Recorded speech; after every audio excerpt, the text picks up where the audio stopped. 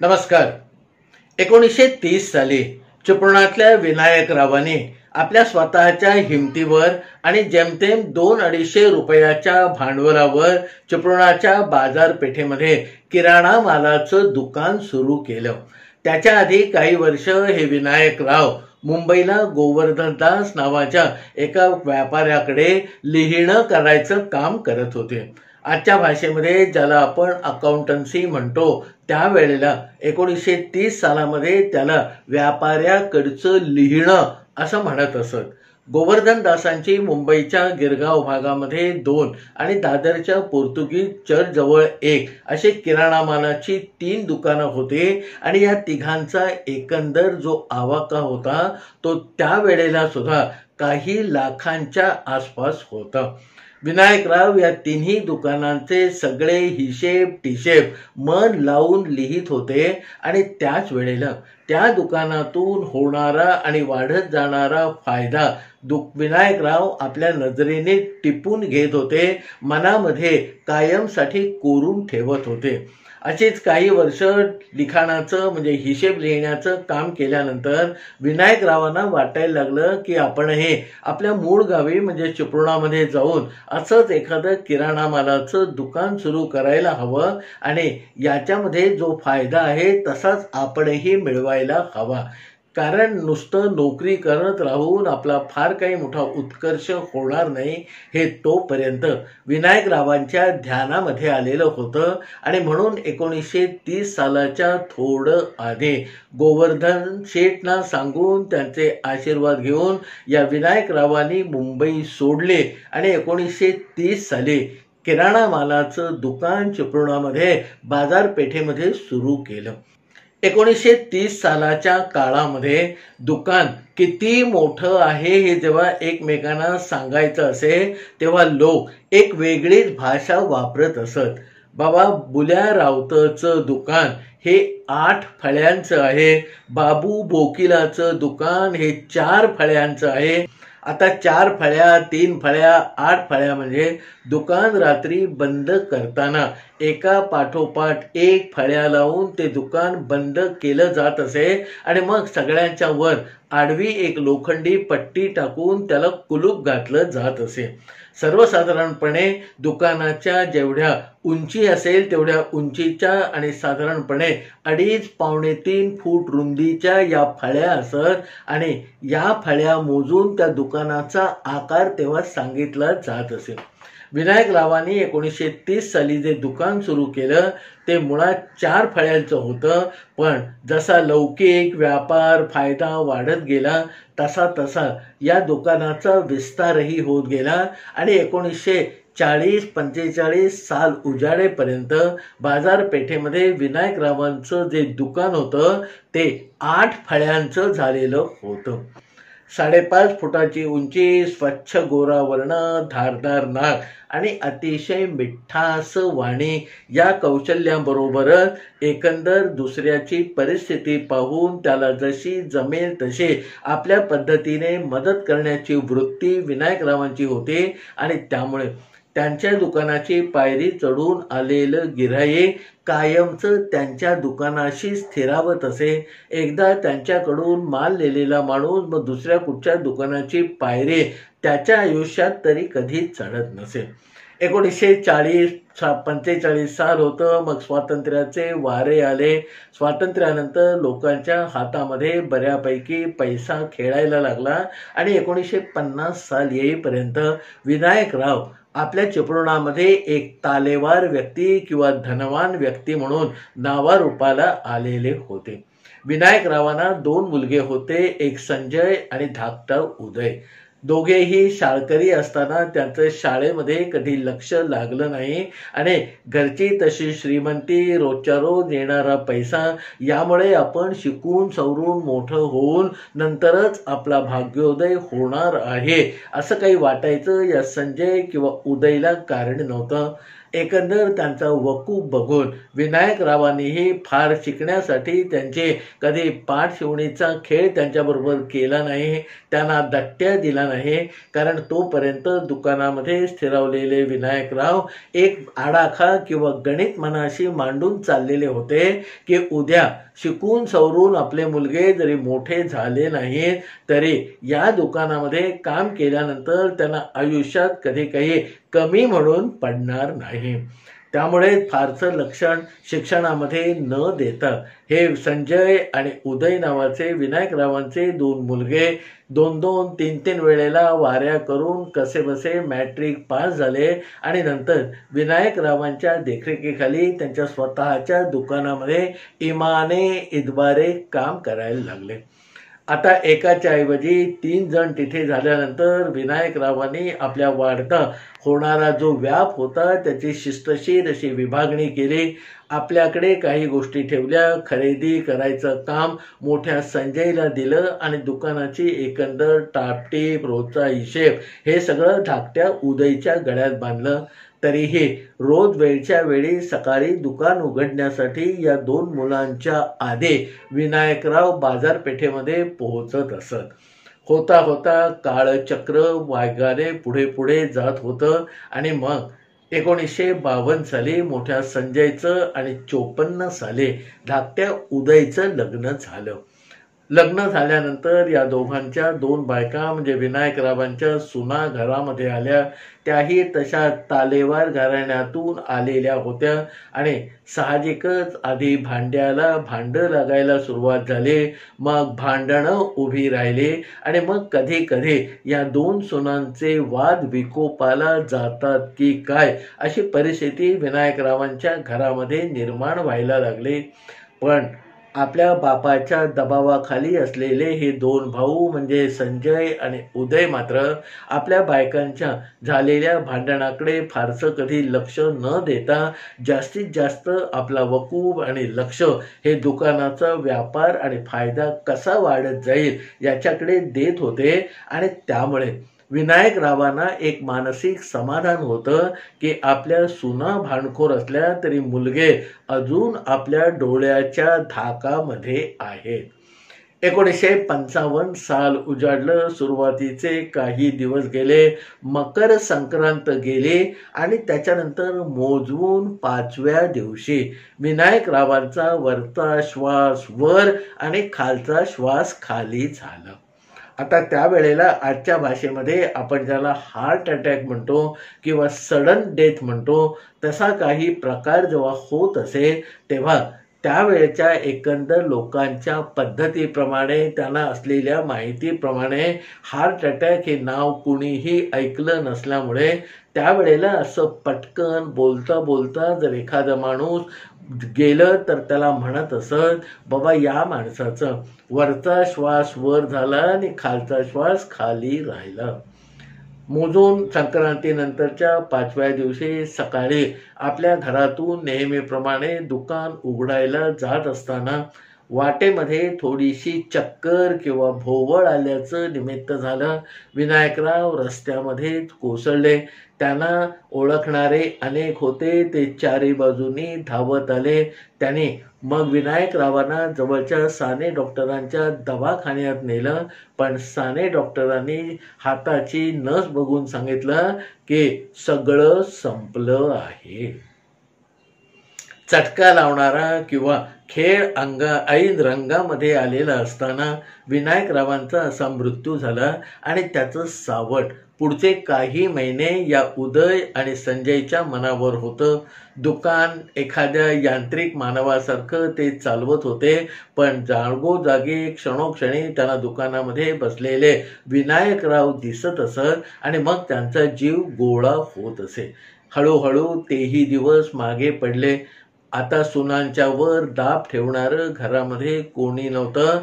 त्यामुळे सकाळपासून संध्याकाळपर्यंत घरामध्ये केवळ वितंडवाद होत आहेत अशी एकंदर परिस्थिती आहे हे संजय आणि उदयच्या लक्षामध्ये आलं. तरीही त्या भावाने या बायकांच्या भांडणाला दाद दिली नव्हती. पण त्यानंतर 6-8 महिन्यामध्ये मात्र या दोघांच्या मध्ये उभी चीर किंवा फट पडावे असं कारस्थान या दोघांच्या बायकांनी रचलं आणि ते थोड्या दिवसांनी कार्यसिद्धीला गेलं असं म्हणावं लागलं. काही दिवसानंतर मग उदय आणि संजय यांच्यामध्ये कुरबुरी व्हायला लागल्या. तूच एवढं काम करतोस, मी किती काम करतो, मला किती पैसा मिळतो, माझी अक्कल हुशारी किती आहे, मी कोणता निर्णय घेतल्यामुळे अधिक फायदा झालेला आहे, असं काहीसं ते आपल्या दुकानामध्ये बसूनच एकमेकांच्या समोर तावातावाने थोडासा आरडाओरडा करत सांगायला लागले. कधी कधी या दोघांच्या मध्ये हमरी तुमरी व्हायची वेळ येत असे. पण एकंदर आजूबाजूच्या लोकांनी मध्यस्थी करून या दोघांना दोन बाजूला करून पुन्हा शांत करण्याचं काम विनायकरावांच्या आठवणीने करायचं आरंभलेलं होतं. पण एक दिवस हे सगळं पाणी धरणाच्या भिंतीवरून पलीकडे गेलं आणि आपल्या बायकांची फूस असल्यामुळे आणि रोजच्या रोज दुकानामध्ये सुद्धा थोडेसे नाही म्हटले तरी तमाशे व्हायला लागलेले असल्यामुळे एक दिवस शांतपणे समोरासमोर बसून या दोन भावांनी दुकानाची वाटणी करायचं ठरवून टाकलं. आता तुझा व्याप तू बघ, माझा व्याप मी बघेन, असं काहीसं उदयने सांगितलं आणि संजय सुद्धा तोपर्यंत त्या निकडीला आलेला होता. दोघांची रीतसर वाटणी झाली. दुकानामध्ये जो माल होता तो दोघांनी अर्धा अर्धा वाटून घेतला. दुकानाच्या मध्ये आडवी भिंत बांधून एका दुकानाची 2 दुकानं करून टाकले आणि एका बाजूला संजय आणि दुसऱ्या बाजूला उदय आपापल्या दुकानामध्ये बघून आपापला व्यवसाय किंवा व्यापार करायला लागले. चिपळुणामध्ये त्यावेळेला जी समंजस, जाणते आणि विनायकरावांना आदराने बघणारी माणसं होती त्यांना या सगळ्या प्रकारामुळे रोजच्या रोज यातना होत होत्या. पण कालाय तस्मै नमः एवढं म्हणणंच त्यांच्या हातामध्ये होतं. सुरुवातीला काही दिवस या भांडणामध्ये मध्यस्थी करण्याचा प्रयत्न मोठ्या मोठ्या गावातल्या जाणकार लोकांनी केला. पण खालून लागलेली आग एवढी तीव्र होती की वरतून टाकलेलं पाणी खालपर्यंत पोहोचतही नव्हतं. दुकानं 2 झाली, मध्ये भिंत आली आणि याचा फायदा साहजिकच अतिशय चाणाक्ष म्हणवणाऱ्या चिपळुणातल्या लोकांनी घ्यायला हळूहळू सुरुवात केली.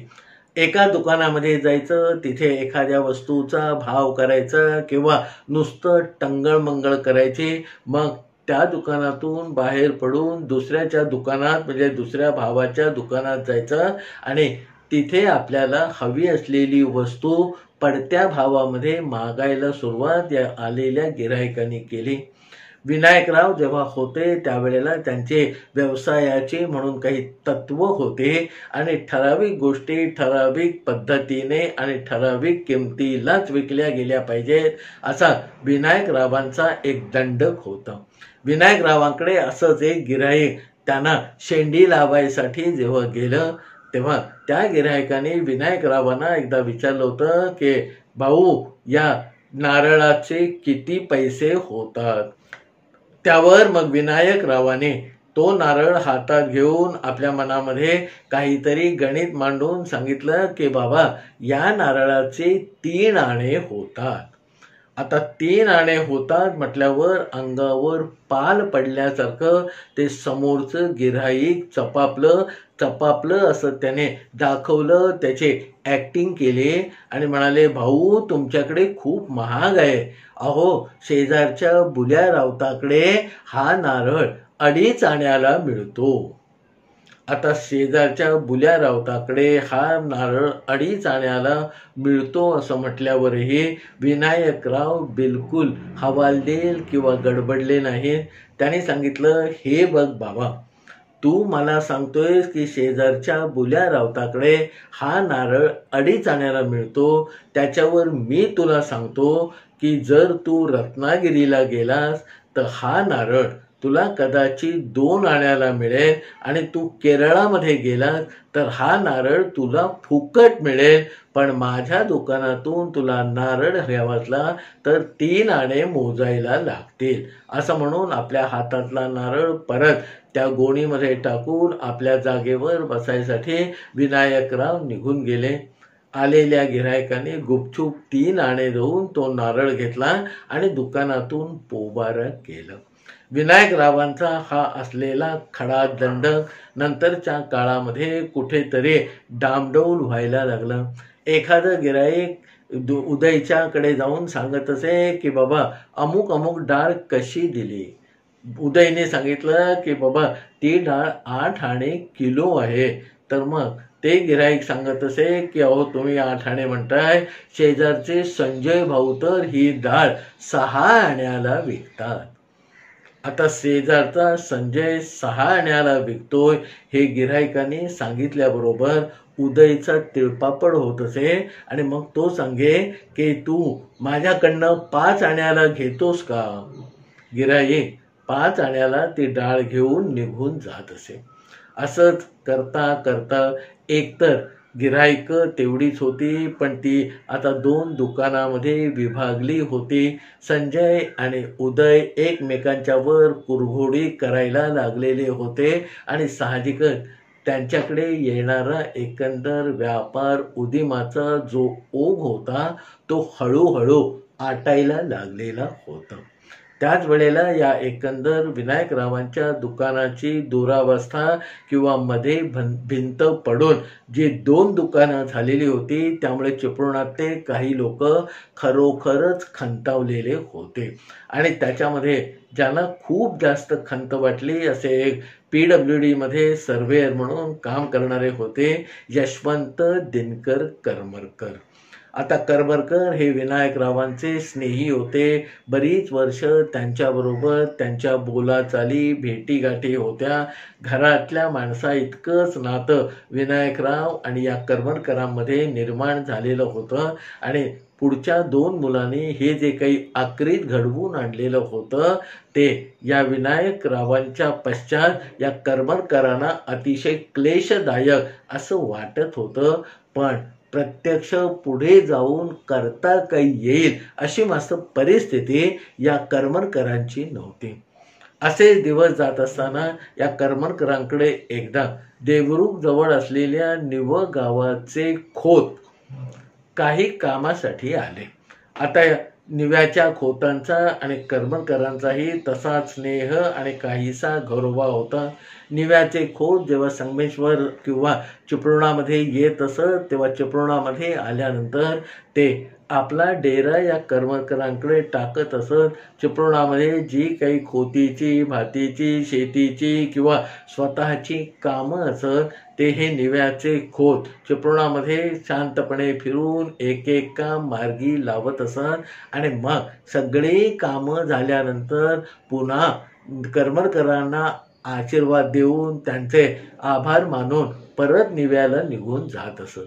असेच एकदा हे निव्याचे खोत करमरकरांकडे आलेले असताना करमरकर आपल्या PWDच्या कामावर जात हे आलेले निव्याचे खोत आपले खोतीची, शेतीची, भातीची कामं चिपळूणमध्ये करत असताना एक दिवस संध्याकाळी या दोघांच्या गप्पांच्या ओघामध्ये विनायकरावांच्या दुकानाची जी दुरावस्था झाली ती सगळी कहाणी अतिशय सद्गदित अंतःकरणाने या करमरकरांनी निव्याच्या खोतांना सांगितली.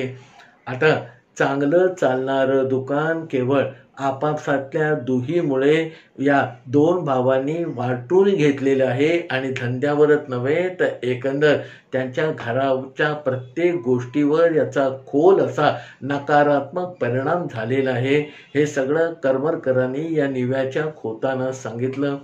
वास्तविक दुसऱ्या दिवशी आता कामं झालेली आहेत म्हणून घरी जाण्याचा या खोतांचा विचार होता. रात्री निजानीज झाली पण या खोतांच्या डोळ्याला डोळा काही लागत नव्हता.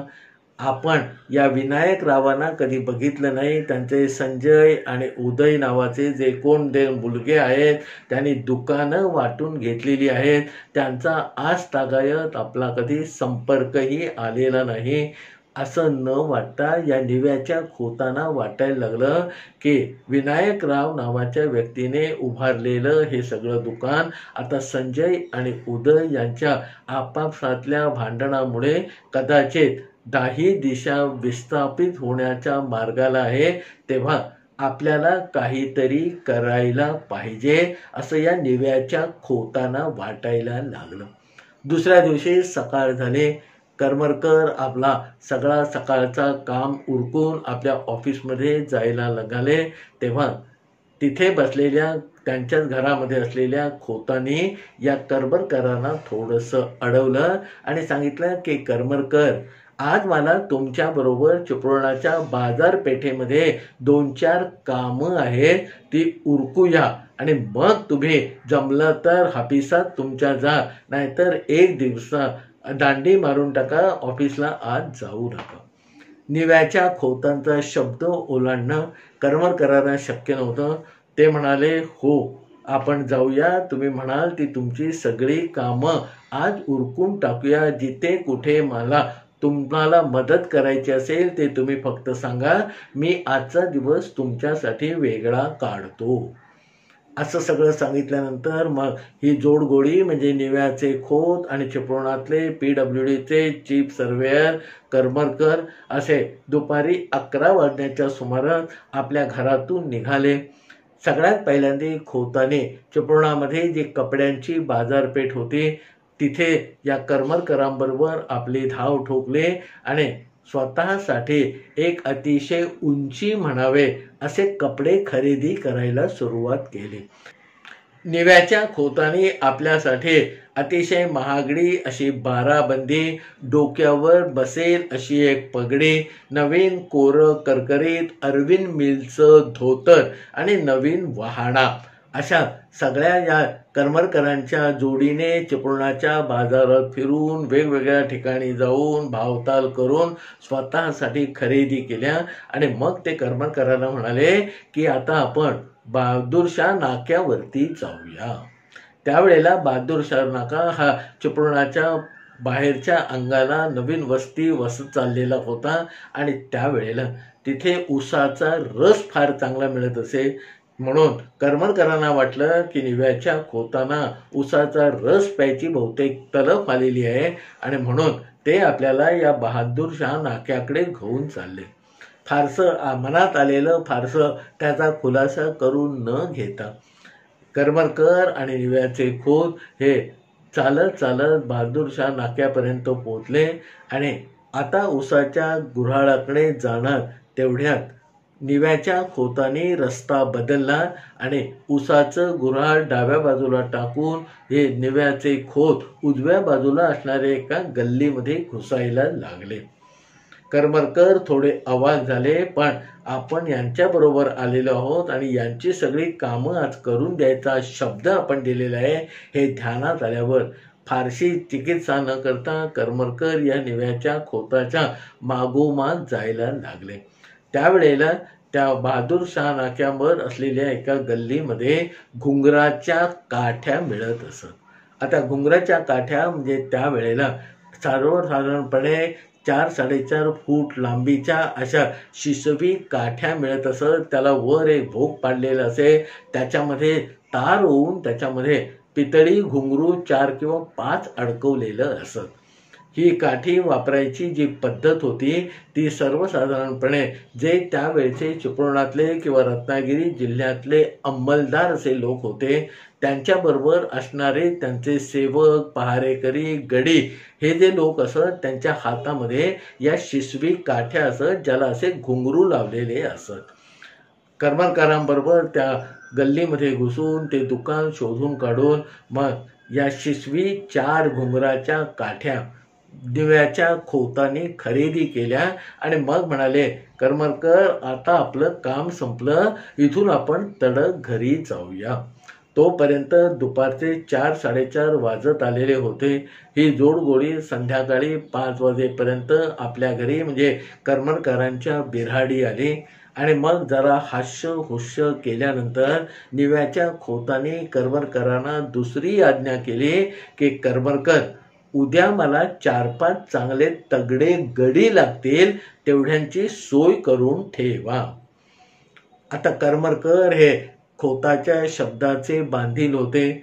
थोड्या वेळाने मग घराच्या बाहेर पडून आसपास जे 4-5 धट्टे कट्टे घरामध्ये गड्याचं काम करणारे लोक होते, त्यांना करमरकरांनी शोधून काढलं आणि उद्या सकाळी 10 वाजता आपल्या घरी हजर राहण्यासाठी सांगितलं. दुसरा दिवस उजाडला. निव्याच्या खोताने आपण आणलेले नवीन कपडे, नवीन साज चढवावा असे आपल्या अंगावर चढवले आणि त्यांचं रूप एका क्षणामध्ये पालटून गेलं. डोक्यावरची पगडी, अंगामधले भारी कपडे, अरविंद मिलचं कोरं करकरीत धोतर, पायामध्ये तशाच करकरीत वहाणा, असा सगळा जामानिमा करून एक धोपटी म्हणजे पिशवी आपल्याबरोबर घेऊन हे निव्याचे खोत बाहेर पडले.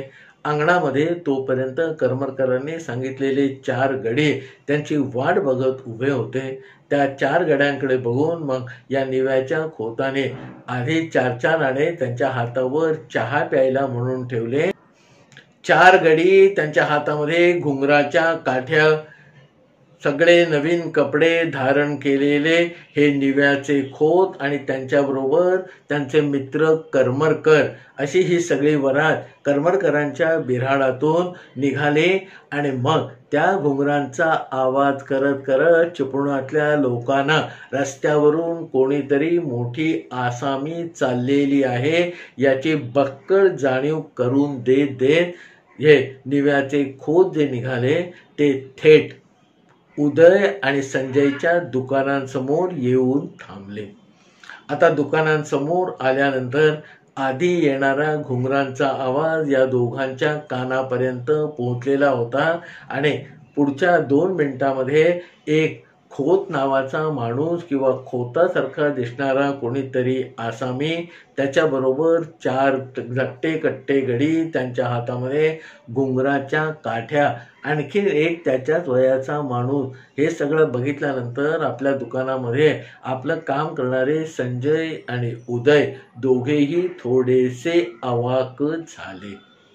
अवाक झाल्यानंतर मग निव्याच्या खोताने आपली छाती पुढे काढत संजयच्या दुकानाचा रस्ता धरला. दुकानामध्ये गेल्यानंतर संजयने त्यांना पाणी दिलं आणि मग काय हवंय अशा अर्थाने हातवारे करून त्यांच्या पुढे उभा राहिला. त्यावेळेला मग या निव्याच्या खोताने विचारलं की काय हो, विनायकराव दिसत नाहीयेत ते. आता विनायकराव दिसत नाहीयेत ते हे निव्याच्या खोताने विचारल्यानंतर संजय थोडासा चपापला आणि मग त्याने सांगितलं की बाबा, अमुक अमुक दिवशी अमुक अमुक वेळेला या विनायकरावांचं असं असं निधन झालं. मग थोडा औंढा गिळत 4 आलेली आसवं टिपत या निव्याच्या खोताने संजयच्या दुकानामध्ये बसकण मारली. विनायकराव किती चांगले होते, आपला किती घरोबा होता. मी चिपळुणामध्ये आल्यानंतर त्यांच्याकडे चहा प्यायल्याशिवाय बाबा कधी गेलो नाही, अशा सगळ्या अर्थाचं या विनायकरावांना बद्दलचं म्हणणं या निव्याच्या खोताने संजयच्या समोर एखादी कथा वाचावी तसं जावं असं सुरू केलं. आपल्या वडिलांचे म्हणजे विनायकरावांचे हे खूप कोणीतरी मोठे आणि जवळचे मित्र आहेत, ही भूमिका तोपर्यंत संजयच्या मनामध्ये पुरेशी तयार झालेली होती. मग हळूच आपल्या हातातली काठी घेऊन ते समोरच्या म्हणजे त्या 2 दुकानांच्या मध्ये असलेल्या भिंतीवर आपटून निव्याच्या खोताने संजयला हे काय म्हणून इशारा केला. त्यावर मग संजयने आपली कहाणी सांगायला सुरुवात केली आणि विनायकरावांच्या निधनानंतर आपण 2 भावाने हे दुकान वाटून घेतलेलं आहे इथपर्यंत ती कथा आणून ठेवली.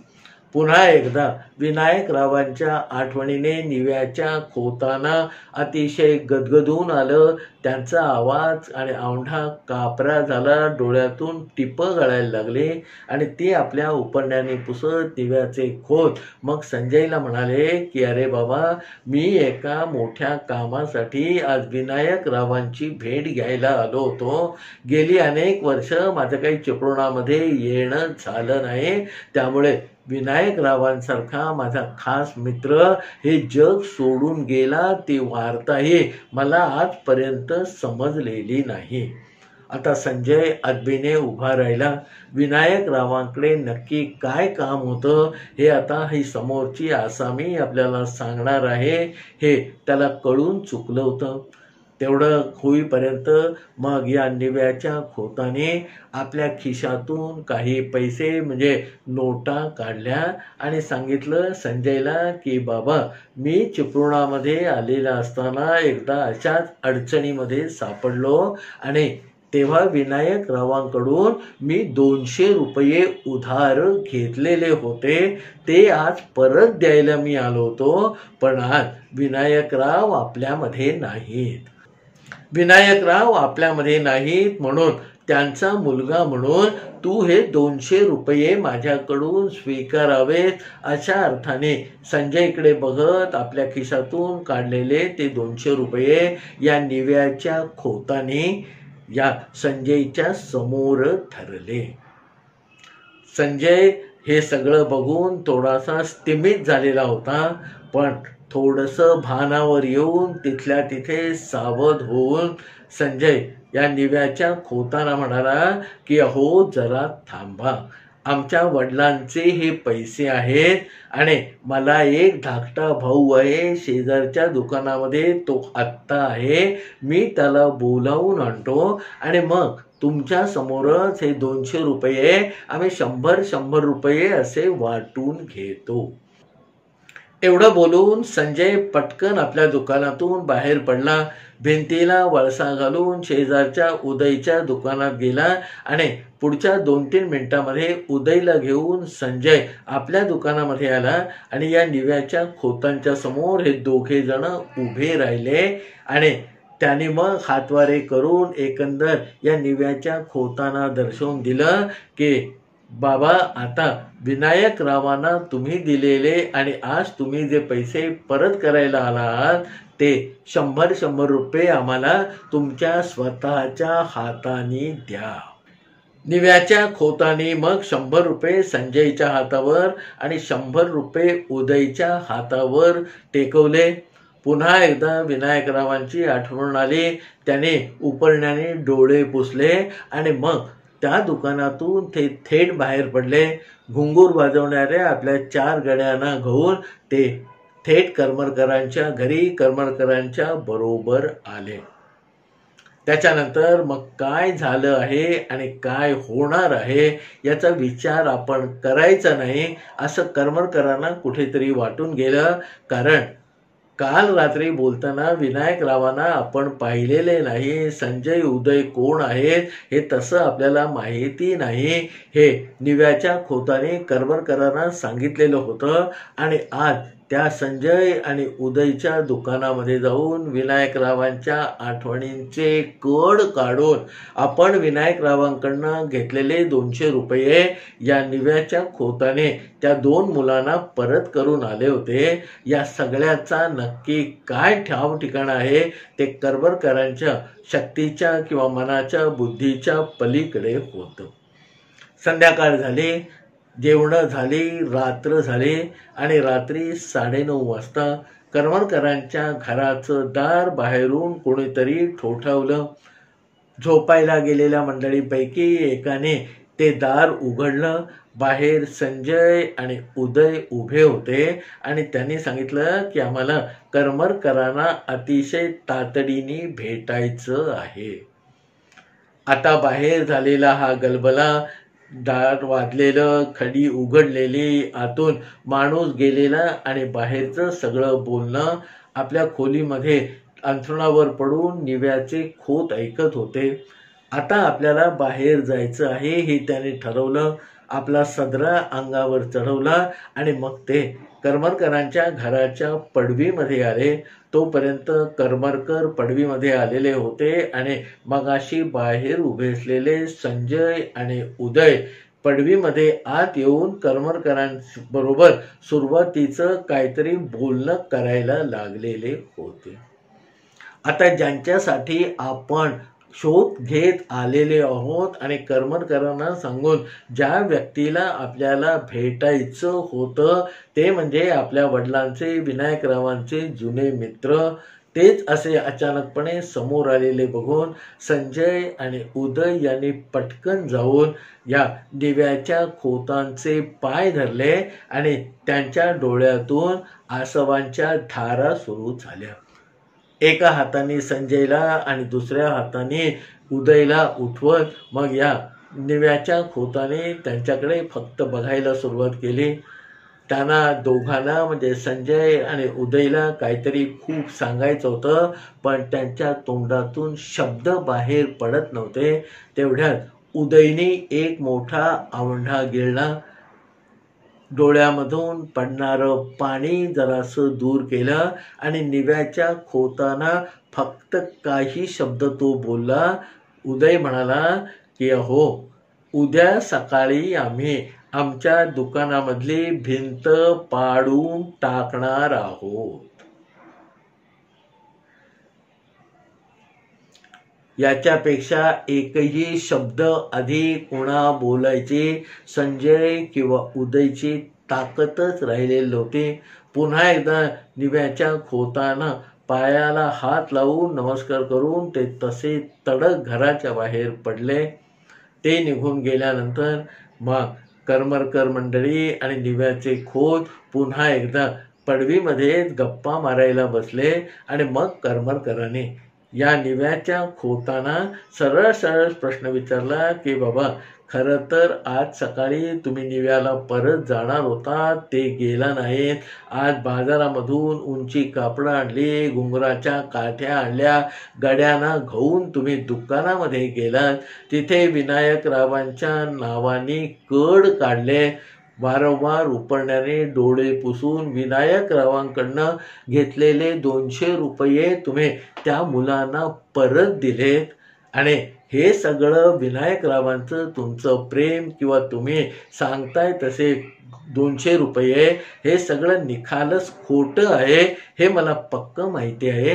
कारण काल रात्री विनायकराव हे नाव तुम्ही आयुष्यामध्ये माझ्या तोंडातून पहिल्यांदा ऐकलेलं होतं.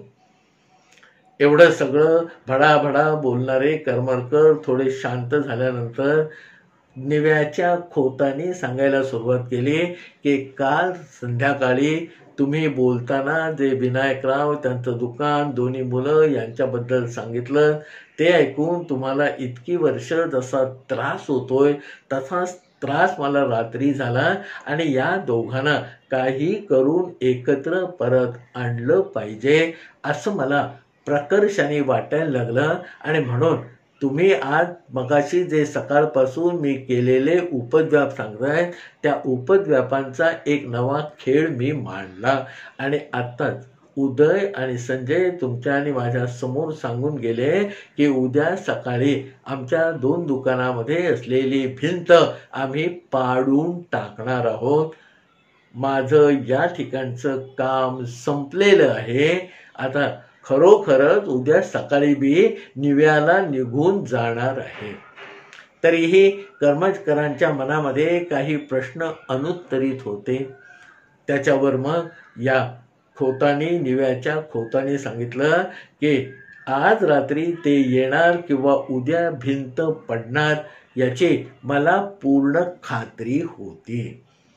आता एवढं सगळं नाटक रचून ते नाटक यशस्वी झालेलं आहे याची खात्री या निव्याच्या खोताना कधी झाली हे ऐकून घेण्याची उत्सुकता करमरकरांच्या मनामध्ये दाटून आली.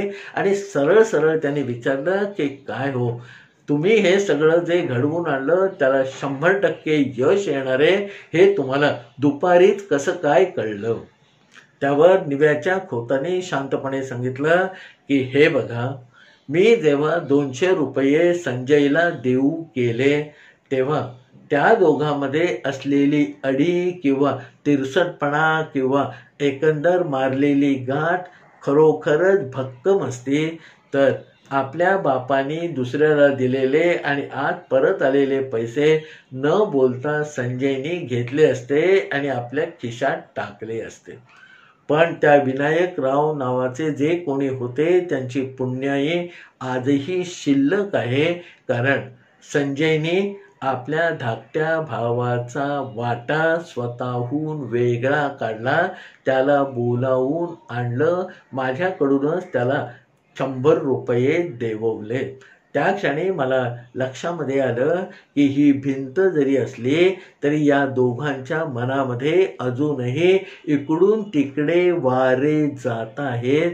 आणि ज्या वेळेला हे भाऊ 100 रुपये एकमेकांना देऊ करतात तेव्हा या भिंतीचा शेवट जवळ आलेला आहे.